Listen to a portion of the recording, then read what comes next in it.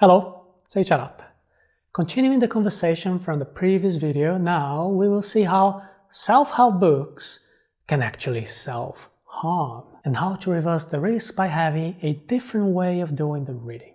Correlation and causation. It is easy to criticize the self-help books. There are people who take an intellectual air around and they say they can't stand manuals on how to be happy or how to use positive thoughts. Some people prefer to learn from those who went and did.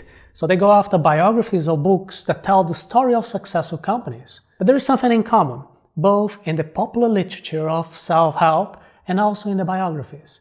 It is the survivalship bias. Survivalship bias is a selection bias, a false perception of things. Both self-help books and biographies are full of reports of enormous difficulties that have been overcome. So at the end, we all worked out and showed the little rules to follow in order to move towards happiness.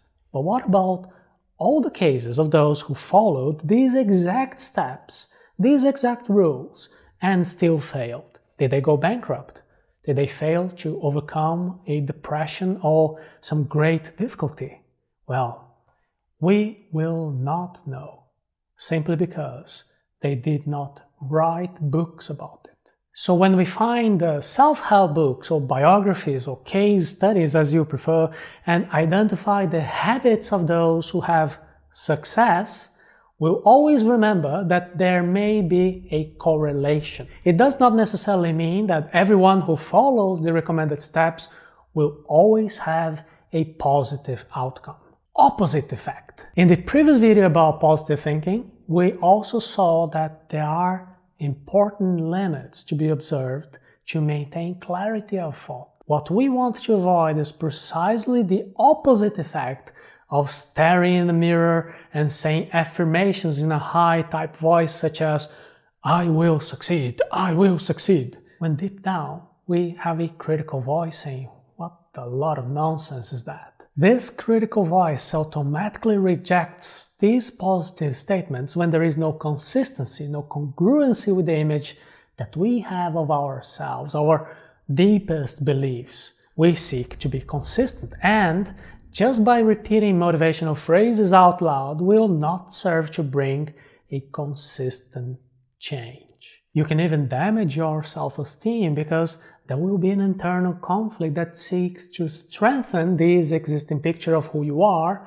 and attack these motivational phrases. And there are even published studies showing that this kind of positive affirmation may cause the opposite effect: low quality of scientific rigor. Yet another criticism is that many of the popular self-help books are not written with a scientific rigor based on evidence. Anecdotes are difficult to prove, such as those stories of what happened to an author or the friend of an author when he was young. All these narratives can be either invented or, even when true, exaggerated.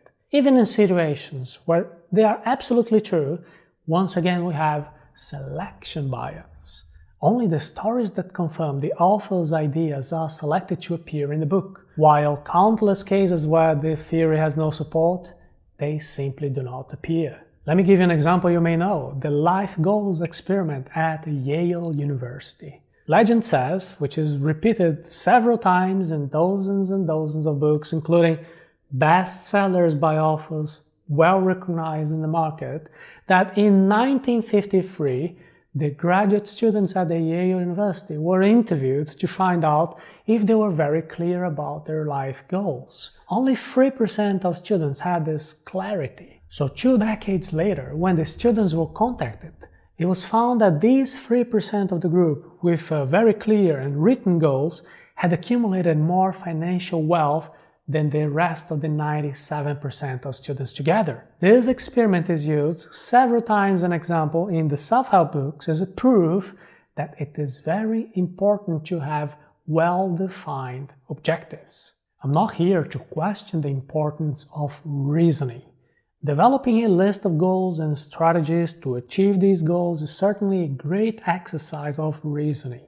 However, the story is false. This experiment of Yale has never existed. So when we do the reading, it is important to always have a very specific filter about the scientific rigor of what was written. This is the active reading, trying to find out what is useful and discarding what is not useful, and also finding the hooks that stimulate the search for more information from other sources. Active reading is always important, and self-help books are not different. We could open a book such as The Secret and hold a very simple way of reading, imagining that we could just close our eyes and wait for the universe to manifest a new car in our garage. Well, that's one way to think about it, and this is not a very useful interpretation of what they call the law of attraction to stimulate behavior change. We could also interpret the ideas of the book in order to understand that before we begin the process of going after our goals, we must first make very clear what these goals are and then believe that there is a possibility. Despite all the criticism, it is still worth saying that the wise man can find valuable information even in the worst sources, and the foolish man cannot extract any useful information even in the best sources.